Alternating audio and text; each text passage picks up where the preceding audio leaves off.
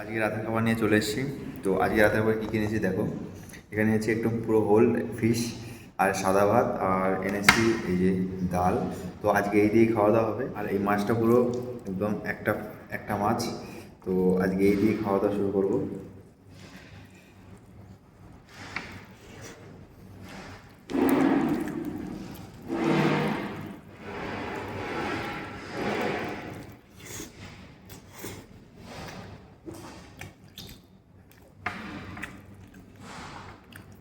সাধারণ